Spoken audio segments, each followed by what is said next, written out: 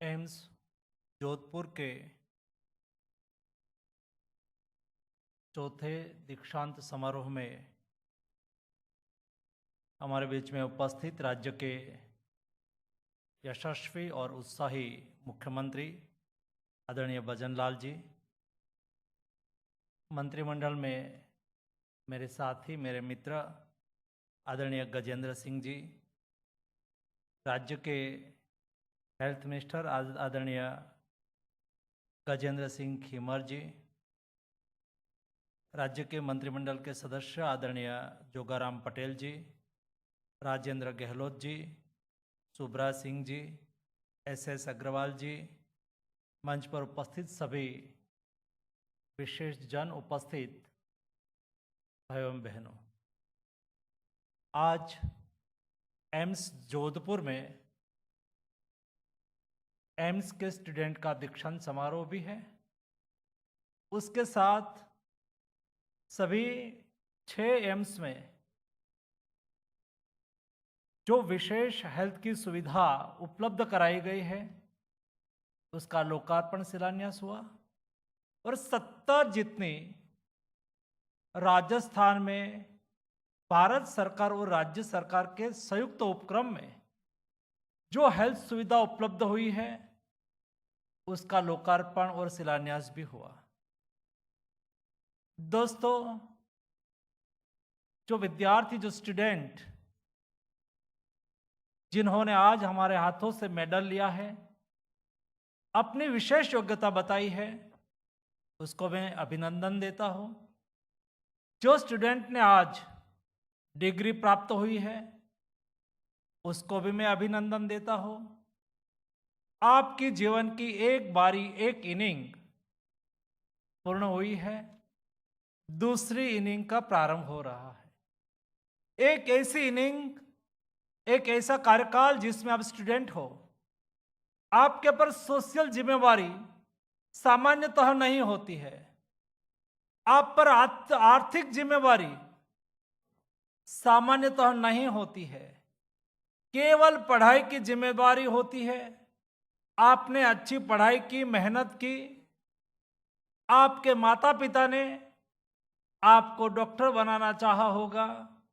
आप डॉक्टर के रूप में माता पिता के और समाज की आकांक्षाओं को पूर्ण करने के लिए जा रहे हैं, इसलिए मैं आपको विशेष अभिनंदन देता हूं। दूसरी बारी, दोस्तों, दूसरी इनिंग जो अभी आपके जीवन में चालू कर रहे हैं, ये इनिंग में आपके ऊपर कई जिम्मेवारी आनी है।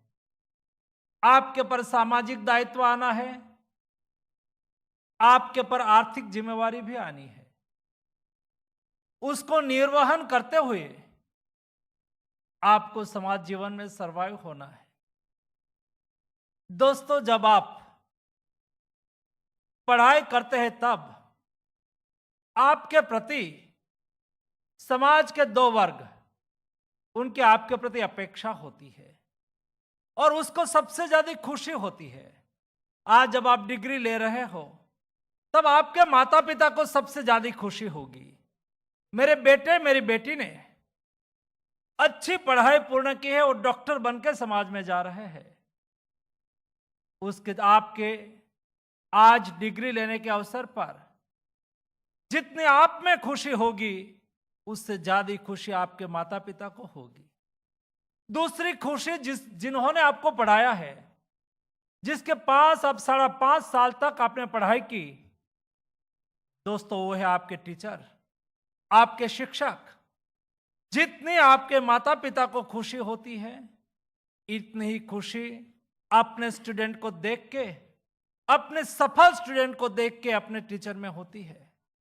दोस्तों, आज भी जब मुझे प्राइमरी स्कूल में पढ़ाने वाले टीचर मिल जाते हैं या तो समाज जीवन में, मैं सुनता रहता हूं, वो बात करते हैं, अपने बच्चों से ज्यादा गौरव अपने एक स्टूडेंट भारत सरकार के आरोग्य मंत्री है उसका, उसको ज्यादा गौरव होता है। दोस्तों, इसलिए जब 2 वर्ग, 2 क्लास, माता पिता और टीचर सबसे ज्यादा खुश होता है, तब ये दोनों के प्रति स्टूडेंट के रूप में, डॉक्टर्स के रूप में आपकी जिम्मेवारी बनती है।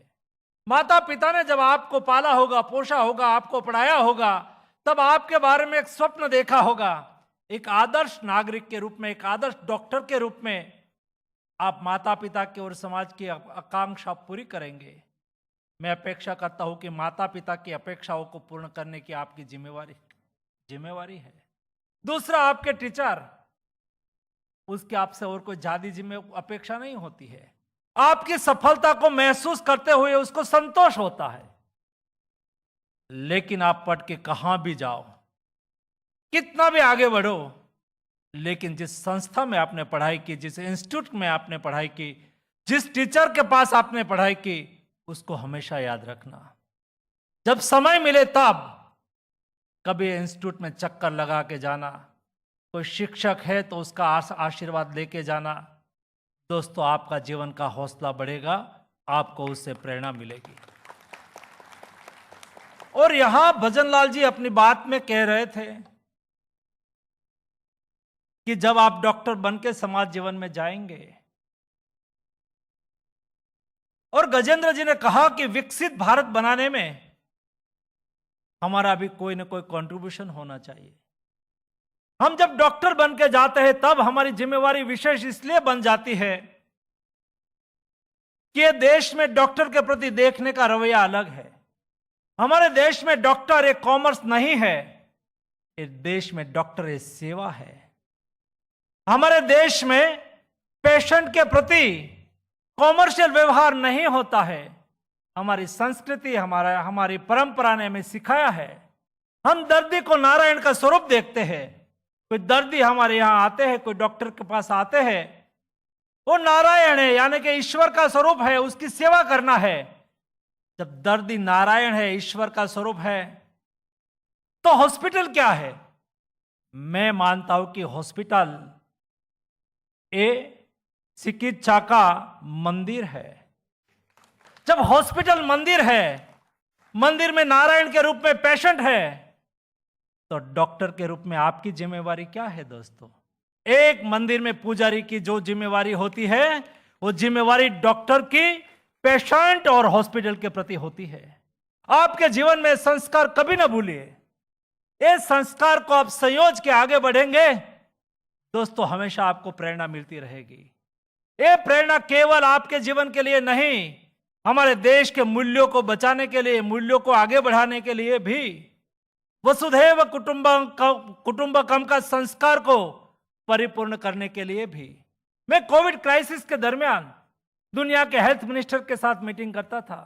हर दिन दुनिया के साथ में जब बात करता था, तब दुनिया के हेल्थ मिनिस्टर मुझे पूछते थे, आपके यहां अस्पताल में डॉक्टर आते हैं? आपके यहां नर्सेज आते हैं?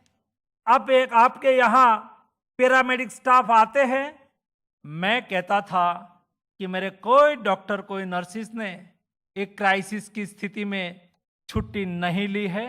वो मेहनत करके देश को बचाने का काम कर रहा है।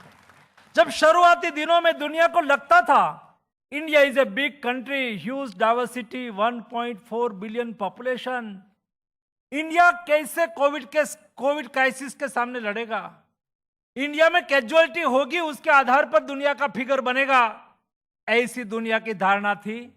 लेकिन हमारा संस्कार, हमारा मूल्यों, हमारा एथोज, हमारी जीवन शैली, हमारी कार्य पद्धति, हमारी रीति नीति, हमारा संस्कार, कर्तव्य पारायणता, हमारा डॉक्टर ने अपनी कर्तव्य पारायणता दिखाई, और एक कर्तव्य पारायणता का नतीजा ये निकला, हमारा पैरामेडिक स्टाफ ने कर्तव्य पारायणता दिखाई, हमारा कोरोना वॉरियर्स ने कर्तव्य पारायणता दिखाई, और उसका नतीजा ये निकला। लास्ट जनवरी में मैं वर्ल्ड इकोनॉमिक फोरम में भारत का प्रतिनिधित्व करने के लिए गया था। वर्ल्ड इकोनॉमिक फोरम एक ऐसा चौराया है, ऐसा चौतरा है, वहां दुनिया के सभी देश के पॉलिटिकल डेलीगेशन आते हैं, वहां दुनिया के सभी इंटेलेक्चुअल लोग आते हैं, दुनिया की एनजीओ आती है, दुनिया का मीडिया आता है, और वहां जो बात होती है, वहां जो परसेप्शन जाता है, वो सारी दुनिया में एक माहौल बनाता है। और उस वक्त सामान्यतः भारतीय डेलीगेशन वर्ल्ड इकोनॉमिक फोरम में जाते थे। मुझे 4 बार जाने का अवसर मिला। शुरुआती दौर पर हम दुनिया के लोगों को मिलने के लिए अपॉइंटमेंट मांगते थे और दुनिया के लीडर, दुनिया के इंटेलेक्चुअल लोग, दुनिया के कंपनी के सीईओ, हमारी उससे मीटिंग होती थी। दोस्तों, इस बार 5वीं बार डेलीगेशन जो हमारा गया था और वो बता रहे थे कि इस बार हमें किसी की अपॉइंटमेंट नहीं मांगनी पड़ी, सब लोग इंडिया की अपॉइंटमेंट मांग रहे थे। लास्ट जनवरी में मुझे एक अनुभव हुआ। बिल गेट्स दुनिया का बड़ा आदमी माना जाता है। 2-3 कंट्री इकट्ठी हो तब एक बिल गेट्स का वर्थ बने, इतना बड़ा आर्थिक दृष्टि से समृद्ध व्यक्ति है। दुनिया में हेल्थ सेक्टर में वो चैरिटी करते हैं, फिलैंथ्रोपी करते हैं। हमारी मीटिंग तय हुई। हम तो भारतीय हैं, कोई मिलने के लिए आते हैं तो खड़ा होते हैं, गेट तक हम लेने के लिए भी जाते हैं। मैं खड़ा हुआ, बिल गेट्स को अपने गेट पर रिसीव करा।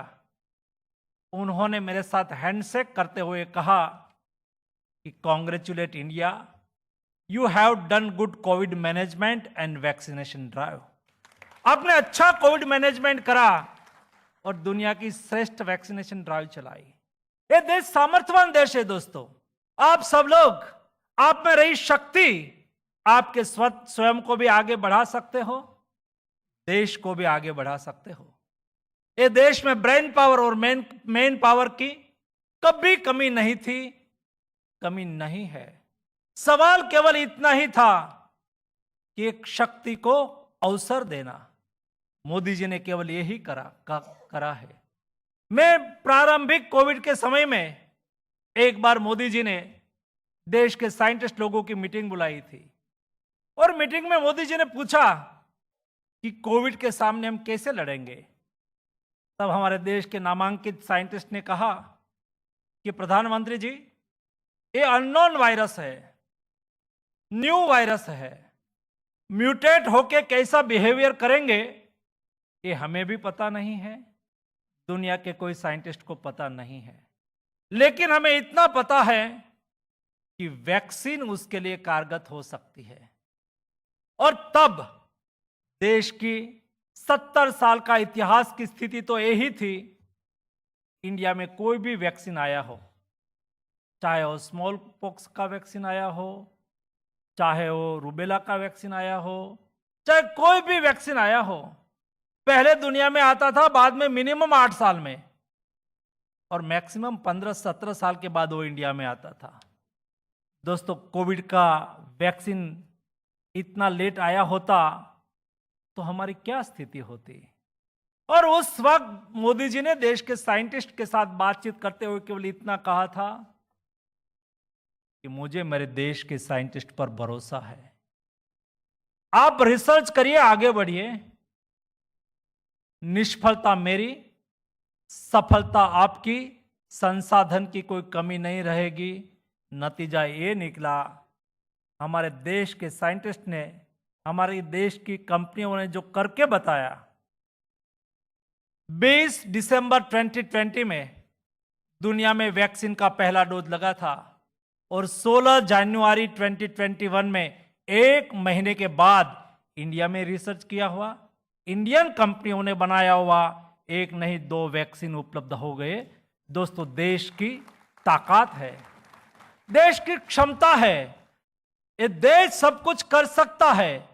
और इसलिए दोस्तों, मैं लास्ट में आपको ये कहना चाहूंगा, आपकी सामर्थ्य और आपकी शक्ति विकसित भारत बनाने के लिए कर्तव्य पारायण के रूप में देश को सहयोगी हो। कर्तव्य पारायणता यानी कि देश के हर नागरिक देश के प्रति अपना कर्तव्य अदा करे। जरूरी नहीं है कि बॉर्डर पर खड़े रहे कोई जवान ही देश के लिए बहुत कुछ कर सकते हैं। वो वहां सरहद पर राष्ट्र की भक्ति कर रहा है, हम उसको अभिनंदन करते हैं। लेकिन देश के सामान्य नागरिक के तौर पर, देश के डॉक्टर के तौर पर हम हमारा कर्तव्य भली भांति निभाए। हमारे देश के कोई मरीज हमारे पास आए, चाहे वो गरीब हो चाहे अमीर हो, मेरा कर्तव्य है उसको बेस्ट से बेस्ट इलाज मिलना चाहिए। मैं एक डॉक्टर के रूप में मुझे दायित्व दिया जाए कि गांव में दूर और सुदूर गांव में जाके मुझे ड्यूटी देनी है। ये देश में मेरे डॉक्टर कोई सरकार को बॉन्ड लिखवाने की आवश्यकता ना हो।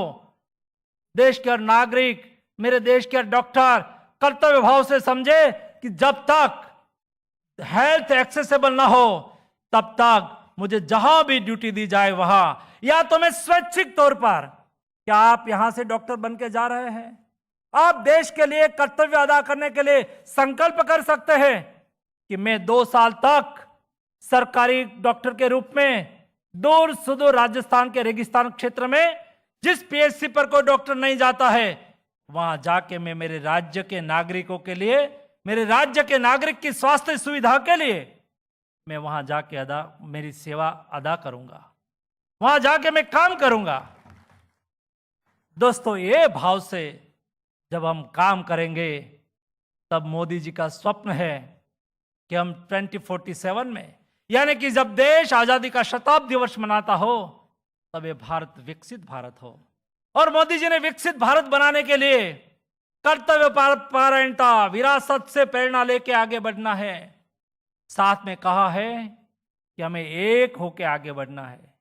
मोदी जी बार बार कहते हैं कि एक व्यक्ति एक कदम आगे बढ़ाते हैं तो व्यक्ति एक कदम आगे बढ़ सकते हैं, लेकिन देश के 140 करोड़ की जनता एक संकल्प के साथ कोई कार्य करते हैं, एक कदम आगे बढ़ाते हैं, तो देश 140 करोड़ कदम एक साथ में आगे बढ़ सकता है। हम सब लोग अपना अपना कर्तव्य, अपना अपना दायित्व का निर्वहन करके ये देश को महान बनाने के लिए, समृद्ध बनाने के लिए, शक्तिशाली बनाने के लिए हम भी अपना कंट्रीब्यूशन अदा करें। यही आज के कॉन्वोकेशन के अवसर पर मेरी आपसे अपेक्षा है। आज के दिन पर, आज के अवसर पर सभी पदवी धारक मेरे डॉक्टर्स को मैं हार्दिक शुभकामनाएं देता हूं। सभी फैकल्टीज को मैं अभिनंदन करना चाहता हूं, मैं प्रोत्साहित करना चाहता हूं। आपकी मेहनत, आपकी परिश्रम, आपने जो आपके स्टूडेंट में सींचा है, वो आने वाले दिनों में आपके स्टूडेंट के रूप में देश की हेल्थ को समृद्ध और सशक्त करेगा। यहां बैठे हुए सभी सम्माननीय पदाधिकारी गण का भी मैं उल्लेख करना इसलिए चाहूंगा, आज के अवसर पर माननीय मुख्यमंत्री जी से लेके, गजेंद्र जी से लेके सभी महानुभाव यहां उपस्थित रहे हैं और आपका और मेरा हौसला बढ़ाया है, उसके प्रति भी मैं आभार की भावना व्यक्त करता हूं। आप सबको मेरी ओर से हार्दिक शुभकामनाएं। धन्यवाद।